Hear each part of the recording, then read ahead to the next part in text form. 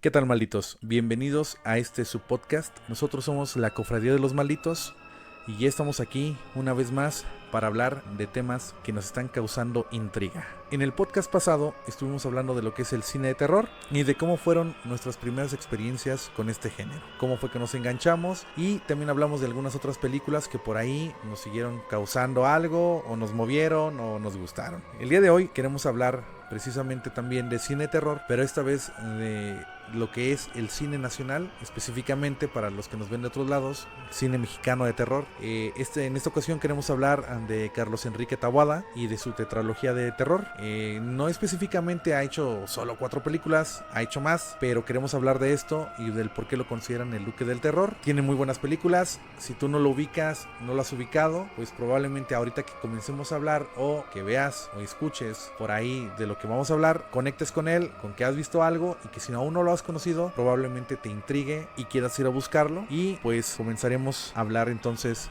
de este tema. Profe, bienvenido, ¿cómo estás? Bien, profe, hablemos de Carlos Enrique Taboada. Fíjate que yo lo conocí un sábado por la noche. En el Canal 2 pasaban películas mexicanas y también pasaban películas de terror. Y un día aparece una música tétrica y el nombre Más Negro que la Noche. Resulta que hay un grupo de amigas que se mudan a una casa vieja, elegante, porque una de ellas la recibe como herencia de una tía lejana. No, pero debe tener muchas habitaciones. La única condición para poder recibir la herencia es que también se haga cargo de la mascota de su tía. Es un gato negro llamado Becker. De terminar con esta plaga. Pues resulta que se instalan, todo parece muy bien, están muy contentas, pero de repente el gato desaparece. Este gato era huraño, era raro, y algunas de las habitantes las ponía nerviosas, y resulta que desaparece un día. Y en ese momento hace aparición la tía muerta. De repente empieza a aparecer entre sombras la imagen de la tía, y como niño realmente te daba mucho miedo. Esa fue mi primera experiencia con Taboada, profe. Tu primera experiencia con Taboada. La mía fue otra película de la cual hablaremos o ahondaré un poquito más adelante. Ahorita me gustaría comentar algo de esta película. Precisamente creo que yo la llegué a ver, pero yo tuve la mala fortuna de ver el remake de esta película. Muy malo, por cierto. Muy malo, por cierto, de hecho. Sí, de verdad que era más risa, no sé si era voluntaria o involuntaria, la que trataron de provocar. Hay lugares muy tétricos aquí. Pero no daba miedo. Daba mucho que desear esa película, porque de verdad te quedas con una imagen mala, ¿no? Y creo que eso es uno de los tabús que luego tenemos con el cine mexicano, de que precisamente la gente rehuye del cine, de este cine, porque creen que es muy malo, que siempre tiene un bajo presupuesto y que no sirve. Precisamente creo que es esta parte, ¿no? De que pues siempre son malas las películas mexicanas, que no siempre son malas. De hecho, el cine mexicano tiene muy buenos directores y muy buenos actores, pero creo que por años se ha cargado con el estigma de que no sirve el cine mexicano. Es cierto, pero resulta que ¿te acuerdas que cuando estuvimos planteando qué íbamos a abordar en este episodio? Pues resulta que las películas de terror que brincaban siempre eran las de Taboada. Entonces, algo que hace de manera muy interesante Taboada es crear esa tensión necesaria para una película de terror. En la actualidad estamos acostumbrados a los efectos especiales, pero resulta que nos han decepcionado. Aunque tengan muy buenos efectos especiales, resulta que la historia es la que pesa. Y Taboada, esa tensión que te genera y esas historias que hacían que los personajes cobraran vida y te identificaras, es lo que lo hacía más interesante. Precisamente creo que es lo que dices, ¿no? El hecho de cómo se le ingenia para producir miedo en el espectador, y que no recurre nada más a que salga alguien y grite, que se oye un grito, que se escuche un grito de fondo, o que se oye un golpe. Creo que Taboada lo que hacía era crear toda una atmósfera, como bien lo dices, para que tú te metieras en dentro de la película, para que empatizaras con la gente que estaba actuando, y que precisamente te empezara a generar el miedo desde ahí, desde que tú te sientes parte de, por estas ambientaciones que estaban metiendo. Eso era lo que hacía que el cine de Taboada fuera tan diferente a lo que se venía haciendo. Y que bien dices, ahorita es pura producción, se busca como que todo se vea demasiado acá trabajado, y él quizá hasta con muchos recursos limitados lograba crear, o logró crear, mejor dicho, lo que hasta la fecha es un parteaguas en el cine de terror en México. Así es, y con eso podemos abordar la siguiente película, que sería Hasta el viento tiene miedo. Hasta el viento tiene miedo. De esta realmente conozco poco, no tuve la oportunidad de verla, pero pues sé que también es una de las películas que se mencionan siempre cuando se habla de cine de terror en México. ¿Qué nos dices de esa, profe? Bueno, también la vi siendo niño y esta película es la historia de un grupo de estudiantes de un colegio de solo mujeres, un internado, donde por un castigo se tienen que quedar un grupo de ellas en vacaciones y pues sin nada que hacer, pues resulta que por las noches se escucha, se ve que el internado está en un lugar alejado y el viento empieza a hacer ruido entre los árboles y por ahí alguna de ellas empieza a ver a una exalumna que parece que tuvo un final trágico en esa misma institución y resulta que tiene una historia con la directora. Entonces ese ambiente, cómo se va creando, ese sonido del viento entre los árboles, esas también apariciones de alguien que no tendría que estar ahí, te lleva nuevamente Taboada generando esa atmósfera de tensión. Y lo que se me hace todavía más interesante es que si tú escuchas la historia, pues resulta que pudo haber sido una historia de histeria colectiva, que si no lo analizas, que si no tienes todos los datos, aún así te da miedo, porque esa histeria colectiva se conecta y te va llevando a identificarte con las protagonistas. Cosa curiosa y cosa que tenemos que mencionar y resaltar precisamente en esto que mencionas, ¿no? El viento, un gato, Becker en la primera película mencionada, elementos con los que convivimos diariamente, ¿no? Un animal, algo tan simple como el viento, que son cosas que te meten dentro de la película y que están generando situaciones dentro de la trama. Es algo que hace que este cine también sea muy especial, porque creo que, bueno, nosotros que somos de provincia, precisamente seguimos todavía con esto de que a veces nos toca caminar en las calles por la noche hacia la casa y aún por ahí hay lugares donde hay muchos árboles, lugares que están solos, arroyos, y pues te toca escuchar el viento entre los árboles y te genera algo, te genera esa sensación de que alguien te ve, de que alguien por ahí está escondido entre las sombras. En la primera, el gato, ¿no? O sea, ¿cuántas veces no nos hemos encontrado gatos en las calles, en los mismos techos, de que de repente sales a tu patio y ves que por ahí va pasando un gato? Un elemento, por ejemplo, que siempre ha estado conectado con la magia, con la brujería, que son precisamente los gatos. Entonces, un gato negro ya te va generando una idea de lo que puede o va a pasar precisamente pues, en la película, y que precisamente algo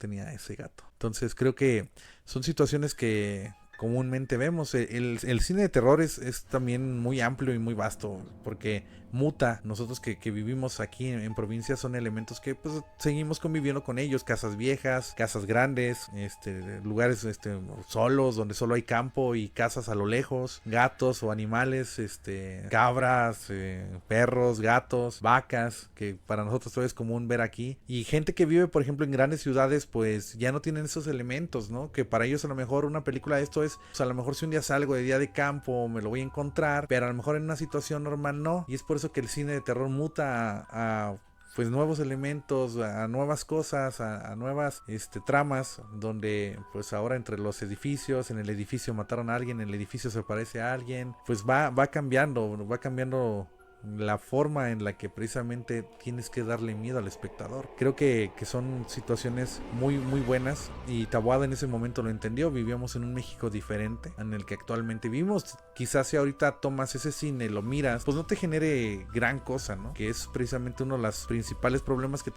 creo que tiene la gente con el cine de terror. Esta situación en la que es, pues a mí no me va a dar miedo, y vas predispuesto al cine de a mí no me va a dar miedo. No sé qué opines de esa situación. Estamos tan acostumbrados ya a ver videos de todo tipo, donde te sorprenden, donde todo esto, que realmente parece ya muy difícil que algo te sorprenda. Y eso es lo que ha causado este detalle. Lo que realmente causa miedo ahora ya es una buena historia, algo con lo que te sientas identificado. Por cierto, profe, El libro de piedra, querías hablar tú de esto. El libro de piedra, una película que no vi quizá siendo tan joven, pero que deja cierta sensación, porque me trae recuerdos, ¿no? Justo de lo que comentaba, una situación en la que una persona compra una casa antigua y que en el patio hay una estatua de un niño, ¿no? Entonces pues es algo que ya tiene muchos años ahí, que nadie toca, que nadie mueve, y pues que a nadie le genera nada. De repente empiezan a escuchar que la niña, desde que empieza la película, la idea es que necesitan a alguien que cuide a la niña y que esté al tanto de ella, porque creen que la niña está enloqueciendo, que le hace falta compañía, y habla mucho la niña de que tiene un amigo. Cosa curiosa porque vuelvo a lo que hablábamos hace un momento, ¿no? Nosotros que somos de provincia tenemos estas situaciones de que todavía aquí cerca tenemos rancherías y que entre la ranchería y la ciudad donde vivimos pues hay un buen espacio y que bueno, para salir a la orilla de la ciudad no bastan más que 10 minutos a pie, llegas a la orilla y luego la siguiente comunidad del siguiente rancho está como a 20 minutos, 15 minutos y entre ese espacio pues no hay nada. En esta situación, en esta película, la trama nos dice que es una casa que está alejada de todo y que precisamente pues no hay nadie cerca. Entonces se empiezan a cuestionar de la niña con quién está jugando, y el nombre recurrente que la niña menciona es Hugo. Hugo es el niño con el que ella juega, con el que ella interactúa, pero no hay nadie. Cuando llega esta persona encargada de la niña para ver qué está pasando, ella se cuestiona y dice probablemente un niño por aquí viene y juega con ella, y es cuando le expone la situación. No hay nadie cerca y no existe Hugo. Ella en este papel de pues tengo que encontrar el qué está pasando, precisamente pues va a pregunta. El papá, cansado de que la señora no entiende qué está pasando, le dice vaya al lago, y en el lago se encuentra una estatua de un niño que está sosteniendo un libro de piedra.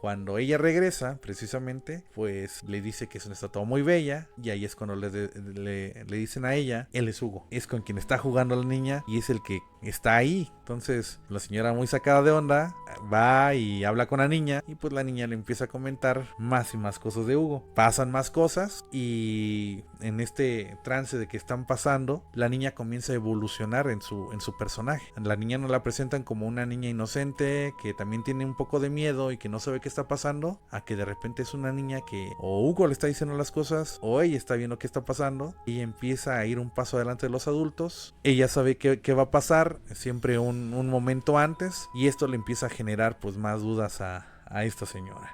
La trama comienza a avanzar más, hay muertes de gente cercana. El papá pues ya cansado de esta situación va, enfrenta a la estatua de Hugo, y después de ahí viene la recta final de la película, que no quiero spoilear para que la gente que no la haya visto vaya y la vea, pero aquí entra un elemento que Taboada mete mucho en sus películas. Un giro de tuerca a todo lo que venías pensando y a todo lo que venías viendo, donde tú crees que ya sabes cómo va a ser el final y termina sorprendiéndote. ¿Algo que quieras decir de esta película, profe? Es muy buena, es muy muy buena, y nuevamente la ambientación de Taboada, esa sensación de aislamiento que te hace que te enfrente con cosas, lo toman como algo normal que tenga un amigo imaginario al estar alejado. También esa sensación de que puede haber algún niño, hijo de algún trabajador, alguien que vive cerca, y resulta que no. Lo que dices de la personalidad de la niña, que va cambiando, que va haciendo rituales de magia de los que no tendría nada que saber, hace que también te meta en ese ambiente, y esa sensación también de miedo de hay que hacer algo con la estatua, pero cualquiera que intenta hacer algo con esa estatua tiene consecuencias graves. Y fíjate que yo lo platicaba, o sea, porque dentro de todo esto oyes tantas historias, ves tantas cosas, y yo lo platicaba precisamente. Yo nunca tuve un amigo imaginario, que también es una de las cosas que luego conecta a la gente, ¿no? De que estos amigos imaginarios pues probablemente no son imaginarios, sino que realmente podrían ser espíritus que por ahí están interactuando con los niños. Y aquí, claro, ese es el ancla en esta película, la imaginación o lo que realmente está viendo el niño. Y yéndonos por la recta de los niños, que es esta parte del libro de piedra, llega la siguiente película, creo que fue la última de esta tetralogía. ¿Es la última? Que es Veneno para las hadas.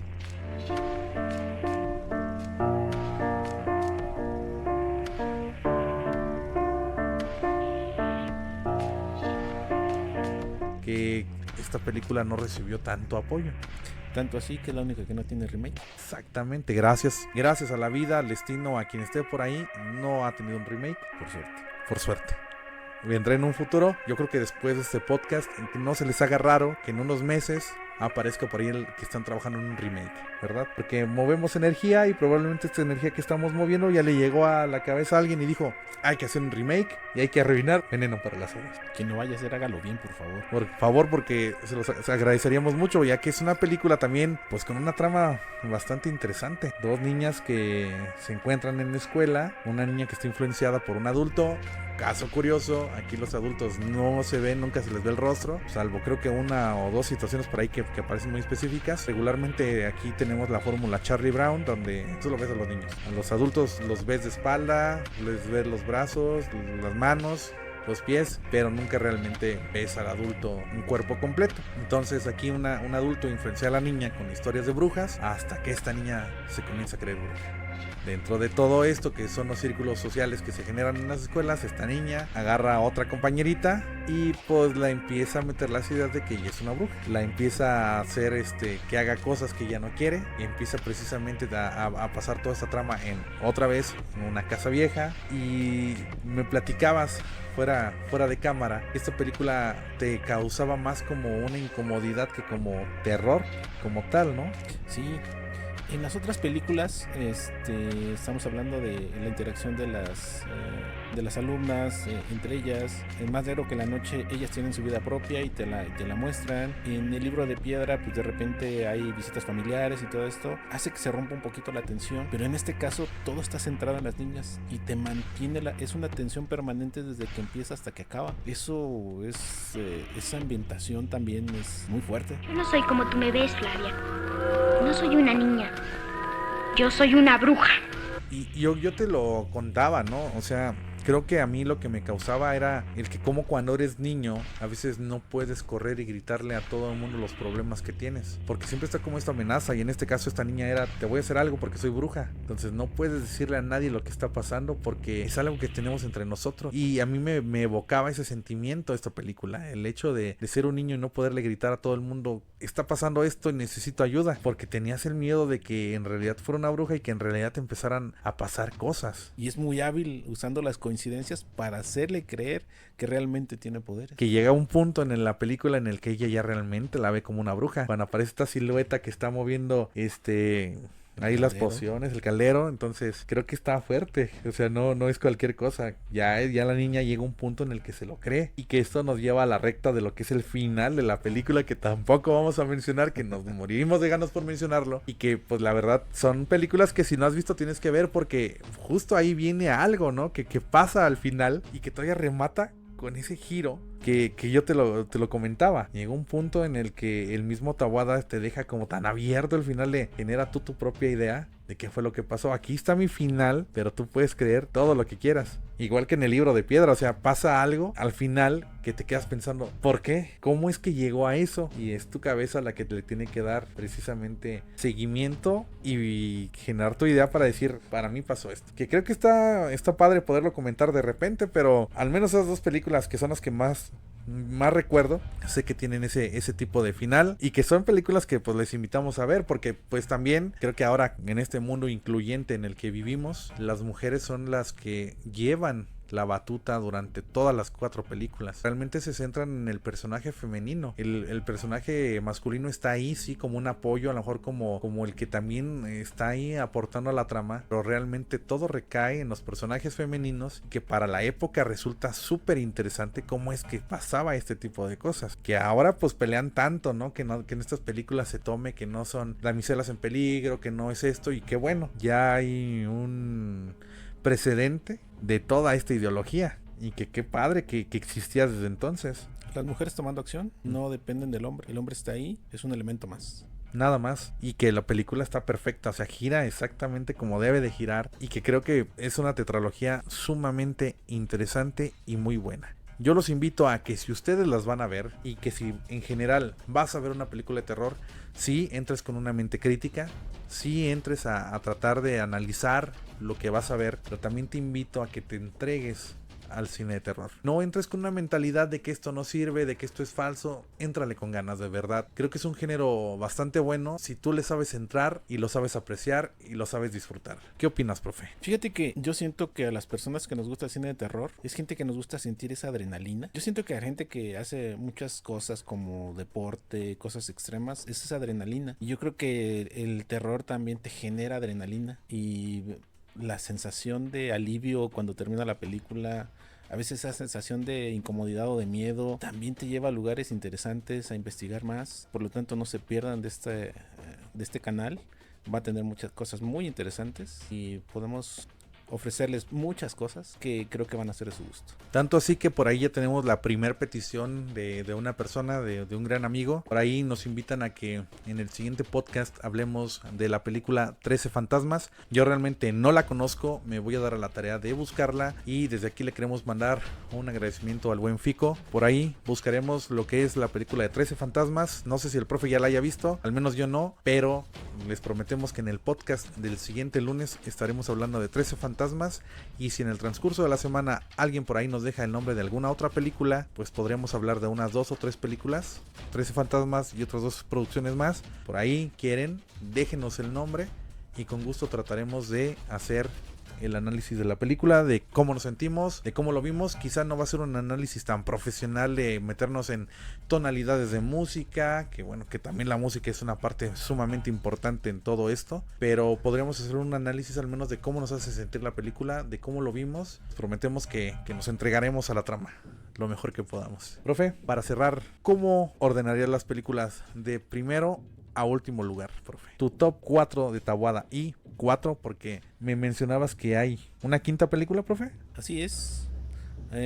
Parece que está como leyenda urbana la existencia de una quinta película que es Jirón de Niebla. Parece que existió, hay quien asegura que sí, hay gente que dice que no, que solo existió el guión y que por ahí se retomó en algún momento y sería interesante. Coméntenos si quieren que investiguemos sobre ella.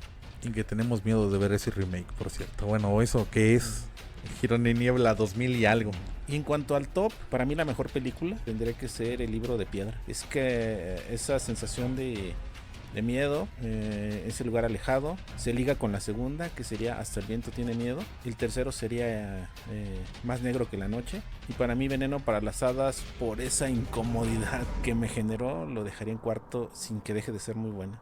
¿Para ti, profe? Para mí, mi top 4, primer lugar, Veneno para las hadas. Fue la primera que conocí y fue la que me dio esa sensación, esos miedos de cuando yo era niño. En número 2 pondría El Libro de Piedra. Muy buena la historia, el trasfondo de los personajes, el que está pasando. Top 3 sería Más negro que la noche. Y en el 4 tengo que poner Hasta el viento tiene miedo, porque pues no la he visto, la versión original. He visto nada más los remakes de esta última, entonces más bien el remake. Entonces por eso la dejo ahí. No me crucifiquen, discúlpenme. Me daré la tarea de buscarla para tener una mejor opinión acerca de este top 4. Profe, ¿algo más que agregar? Pues nada, profe, nada más que dejen sus comentarios qué películas quieren que analicemos. Y les agradecemos mucho que hayan estado en este podcast. Espero lo disfruten y recuerden, síganos en nuestras redes sociales. Estamos en TikTok, estamos en YouTube, estamos en Spotify como La Cofradía de los Malditos. Búsquenos, síganos, ya sea que te guste más el formato en video, ya sea que te guste más el formato en audio. Búscanos y disfrútalo en el formato que más te guste. Nos vemos en el siguiente podcast. Hasta luego.